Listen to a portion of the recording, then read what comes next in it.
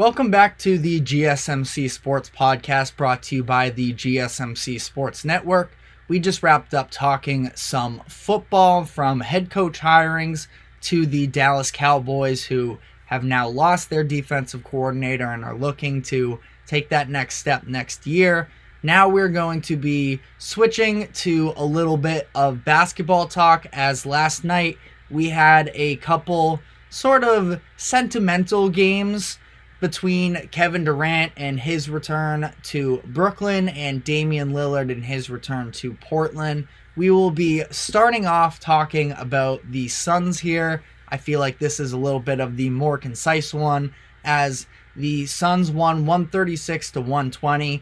I thought that Kevin Durant was unbelievable. It was funny in the pregame because earlier this week on Twitter, we all know Kevin Durant very active on social media a lot of the times.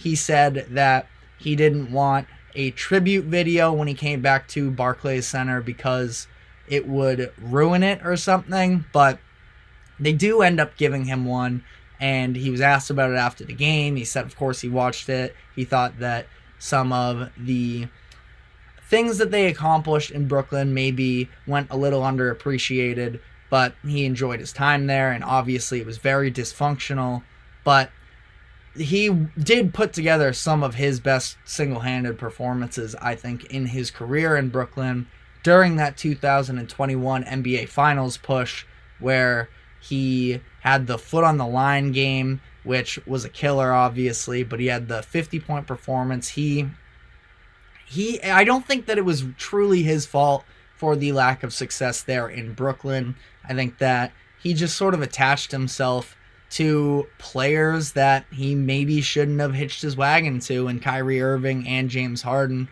The broadcast last night actually had an interesting stat that the big three of Bradley Beal, Devin Booker, and Kevin Durant have already played more total games together than James Harden, Kyrie, and KD did, which is unbelievable, especially considering the fact that Beal missed a bunch of time to start this season and they've already surpassed that.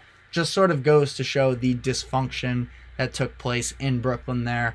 But onto this game specifically, KD was brilliant. He had 33 points, he had 8 assists, 5 rebounds, and he shot 10 of 16 from the field. Just one of the most consistent quarter-to-quarter guys in the NBA, and he helped really ignite in his biggest quarter, in the third quarter, for the Suns to pull away, as that was a game for the first half, but the Suns definitely pulled away in that third quarter. Jusuf Nurkic was great, specifically in the second quarter is when he got his scoring done, but I think that Nurkic is just somebody who doesn't really get enough credit for the offensive talent that he has, the smarts and the two-man game that he is able to put together. He's such an incredible roller. He really demonstrated it early in the season, even in some crunch time minutes with Devin Booker in the closing minutes of their season opener.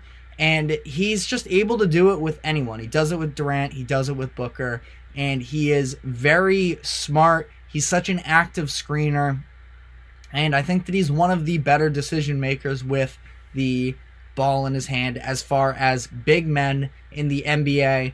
But that does sort of take me on to the point of the Nets sort of tried to dirty that game up a little bit, made it difficult for the Suns down the stretch. They were throwing full court presses at the Suns, forcing them into turnovers, and we talked about it on the show previously about the Suns rounding the corner, where they obviously have so much talent, and up to this point, not having a point guard hasn't hurt them in these crunch time minutes. They had a couple big games, a couple comebacks recently. There was the Sacramento game, and then there was the Chicago game where Kevin Durant had the game winner, and it has not hurt them up to this point, but it is something you worry about a little bit. I don't remember what the exact stat that the broadcast showed, but the Suns are one of the worst fourth quarter teams in the NBA, and it sort of showed, at least at flashes at this time. Now, they were ultimately able to just sort of shoot their way out of it. Eric Gordon, who was starting for the injured Grayson Allen, had a handful of big three-pointers made down the stretch of that game. So they were able to keep the Nets at bay despite it getting down to 10 points at one point and things looking a little murky. But they come away with the win there. And ultimately, this is just sort of the direction as the Suns are trending up. The Nets have been a very mightily struggling team, especially come fourth quarters and those comeback wins. Although Cam Thomas, he does still continue to impress me as an individual scorer. He hit some big shots in that game that I was very impressed with. A lot of difficult shots. So it was a pretty impressive performance from him, but ultimately came up short. Now, Damian Lillard and the Milwaukee Bucks coming to Portland. This is Dame's first game back in Portland as an opponent. This is also Doc Rivers' second game as the head coach of the Bucks. So definitely a good amount of storylines coming into this matchup. And it was a nice moment before the game where Dame got the standing ovation that he deserved from the Portland fans. Obviously, very history between the two of them. Dame is on the Mount Rushmore of Portland Trailblazers, but something less nice for Dame and the Bucks is the Milwaukee Bucks defense, which still continues to be a huge problem for them. They allowed Portland to score 67 points in the first half and ultimately 119 in the game. The Blazers had, I think it was 97 entering the fourth quarter when they were winning, and they built that lead up to 10 points at one point, and the Bucks were able to storm back some, make it a one-possession game off of a Brook Lopez three-pointer to get that thing close again. But some interesting decisions down the stretch. Now, Dame in this game, he scored 25 points. It's not that he had a bad game, but he struggled from the floor. He was 9 of 23. He was 3 of 13. Now, down the stretch, he had some good plays, some bad plays. There was a point at 1:13 left in the game where they were running a lot of screen actions to get Damian Lillard on a bigger, less mobile DeAndre Ayton on the perimeter. And at one point at this 1:13 mark, he was able to cross him up, get to the rim, and throw down actually a pretty mean dunk. It was something I was not expecting, the tenacity on the dunk that he had on that play. But then it was a couple possessions later, he misses a three off of the inbounds pass off of a Giannis dribble handoff. He misses the three. The Bucks actually end up, at this point, they're down by one following the Lillard dunk. Malik Beasley had a couple big defensive plays. The Trailblazers come back on the other side after the Dame dunk, and Anthony Simons tries to throw an entry pass to the free throw line area to Jeremy Grant, and Malik Beasley just sort of comes from behind and swipes that away. The ball falls into the backcourt. Simons and Beasley are battling over it, and that ends up with a Milwaukee Bucks steal. That's when the Lillard miss three comes into place, but off of that miss, Simons gets the ball, and the Bucks send a double team at him between Malik Beasley and Giannis. That results in a turnover and a very easy Giannis dunk. So they actually take the lead for the first time in the fourth quarter at that point.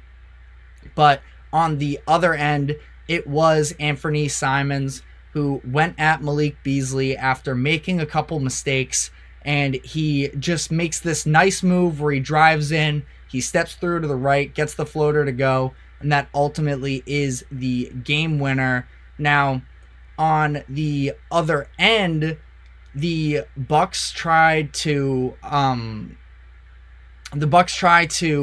get it going again with another Lillard shot. He has it on the perimeter. He gets the switch with DeAndre Ayton on him once again, but it was Malcolm Brogdon who crashes in to send the double team at Lillard, so he has to pass it off to Brook Lopez.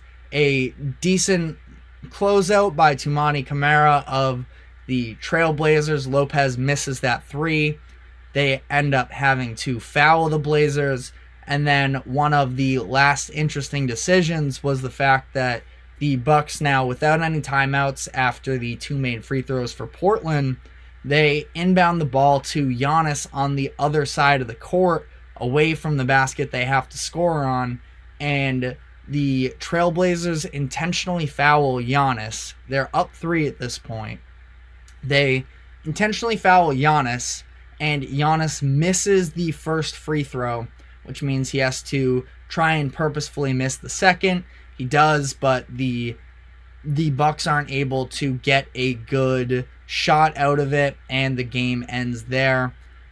Interesting decision by Doc Rivers and the Bucks to inbound to Giannis. Now, this wasn't the first time that this happened. Earlier in the year, when Dame hit the walk-off against the Kings, they did a similar thing, but at that point, they were only down 2, so intentionally fouling doesn't make sense because you're potentially just letting them walk to the line to hit the game-tying shots.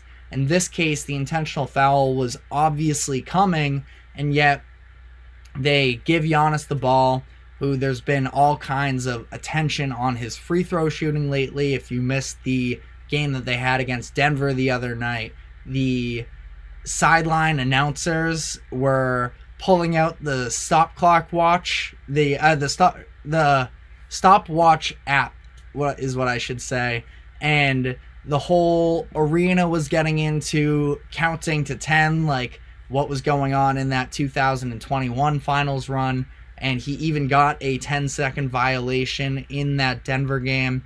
So just an interesting decision to give Giannis the ball in that moment. Now, I think that ultimately we're still just 2 games into the Doc Rivers in Milwaukee experiment.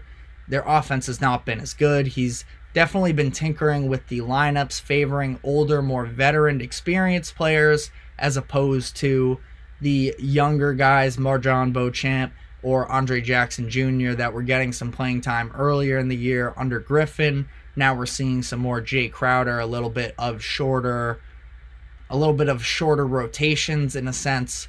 But this obviously isn't going to be a quick fix with their defense. I think that between Dame and Beasley made a couple big steals on the latter half of that fourth quarter, but he was the one who was covering Simons when Simons hit the go-ahead shot. Dame was getting attacked down the stretch as well. Jeremy Grant hit a tough pull-up over him. That's just what teams are going to do down the stretch of these games, is attack their backcourt. And I think that they need to make an upgrade with personnel there. Not sure how much Doc Rivers can do himself. Now, figuring out lineups, the offense hasn't been as good since he got there. Again, it's a 2-game sample size. There's still a lot to sort of be worked out in that sense, but obviously not the most ideal start. Now, we are going to be taking our final break. On the other end, we are going to be sticking with basketball, but actually switching to the college basketball realm, as we are now in the final month of the final full month of the regular season for college basketball. So we'll be talking about the top 3 teams and then some of these other programs that, if you are an NBA fan or just a casual sports fan looking to get into some college basketball down the stretch of the year, these are the teams to be watching. So, final break here. Stick with us.